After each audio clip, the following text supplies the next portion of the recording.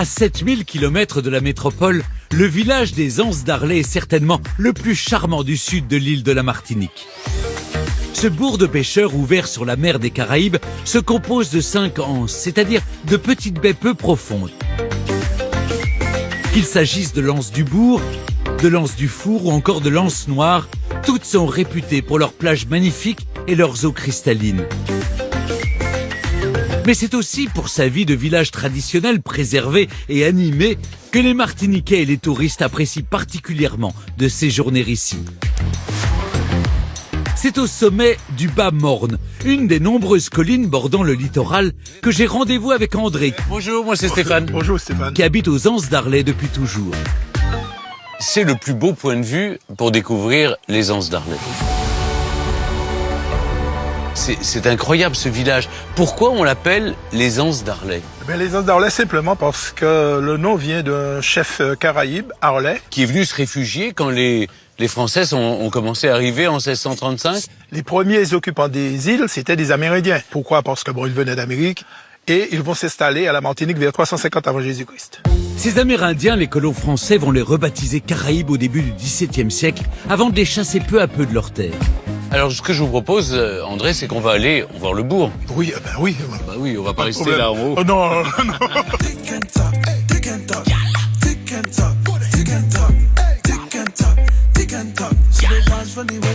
Et voilà, on arrive dans le village. Là, nous avons sur notre gauche la plage et la mer et quelques embarcations de pêcheurs. Voilà, ça s'appelle des gueules, qui devraient être inscrites au patrimoine immatériel de l'humanité. Tout à fait. En fait, l'activité des Anses d'Arlet, ça reste un village de pêcheurs. Oui, ça reste un village de pêcheurs parce que nous avons l'héritage direct des premiers habitants des Amérindiens avec la pêche à la ligne, la pêche au filet, que l'on pratique presque quotidiennement aux Anses d'Arlet. Alors là, on voit que les gens viennent acheter le poisson directement qui arrive à l'étal. Oui. Bonjour. Qu'est-ce que vous avez pêché là?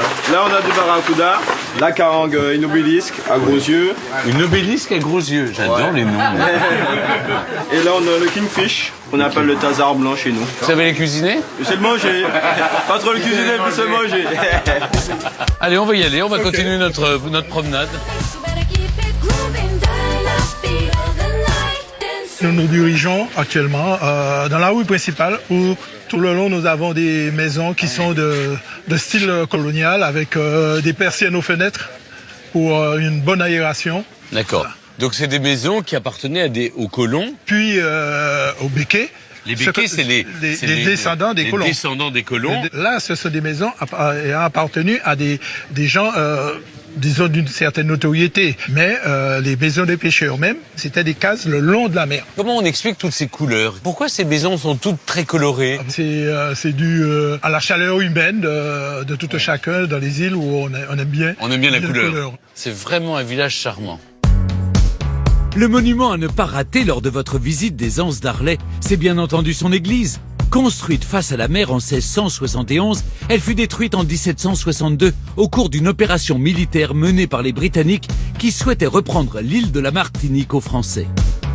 Pourquoi elle s'appelle Saint-Henri? Saint-Henri, il porte le nom de Henri Larcher. Celui qui était le plus riche de la commune, qui a permis la reconstruction de l'église en 1762. Bon, merci André. C'est moi qui vous remercie. Sur le célèbre ponton, je retrouve Vanessa, une métropolitaine qui a quitté son sud-ouest natal pour s'installer dans cette perle des Caraïbes. Qu'est-ce qui vous a le plus attiré aux Anses d'Arlet? Les fonds marins. Ah, les fonds marins. Les fonds marins, ouais. Et moi, j'ai envie de voir ça aussi. Eh bien, justement, je vous invite à aller rencontrer François à l'Aquascope. Ah bah très bien. C'est vous le capitaine de cet engin? Voilà, je suis le capitaine de ce bateau à vision sous-marine. Bah on vous suit alors. Eh bien, allons-y, quoi.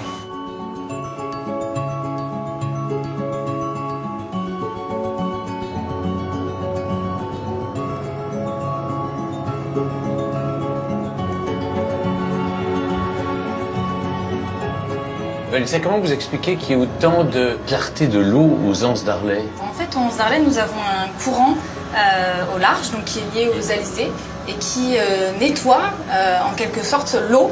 Et donc l'eau est très claire. Nous avons beaucoup de poissons qui restent dans tous les rochers et dans les coraux. C'est fascinant. J'adore toutes ces coraux éventails. Ouais. Regardez, regardez. Il y a un banc de poissons bleus.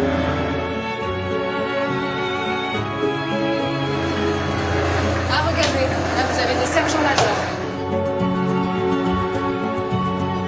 Bon, là, il y a plein de petits poissons, tout à fait adorables. C'est un chirurgien bleu.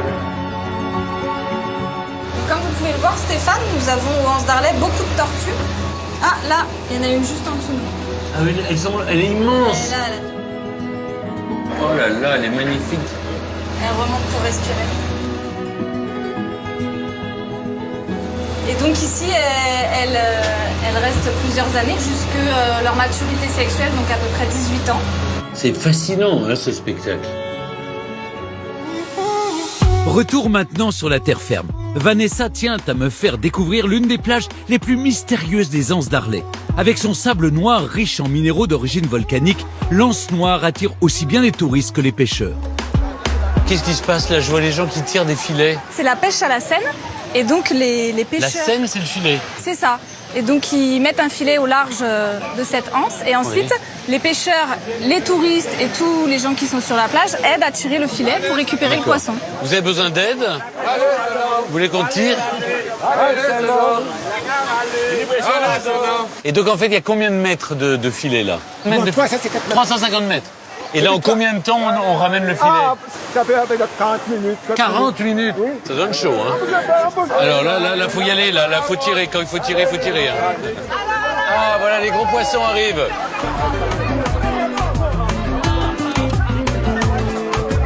C'est incroyable comme aventure. Comme c'est la tradition lors de chaque pêche à la Seine, les participants se partagent les plus petits poissons restés coincés dans les mailles du filet. Ça crée du lien social, en fait. C'est génial. Il est temps pour moi de rejoindre le cœur du village. Et c'est avec Manuela, professeure de danse aux Anses d'Arlet, que j'ai rendez-vous.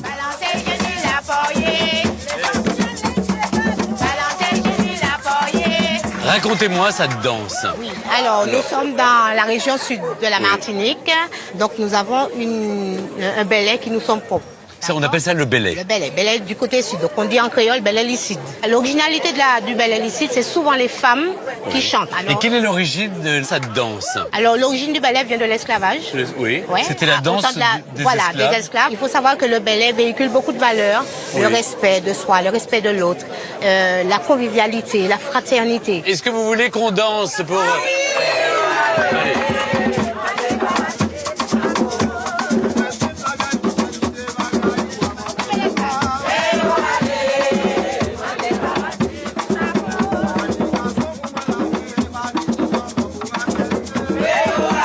Si comme moi vous avez la chance de visiter les Anses d'Arlet, promenez-vous dans la rue principale du village pour admirer ces charmantes maisons créoles, contempler la superbe église Saint-Henri et partez découvrir l'Anse Noire et son étonnant sable sombre.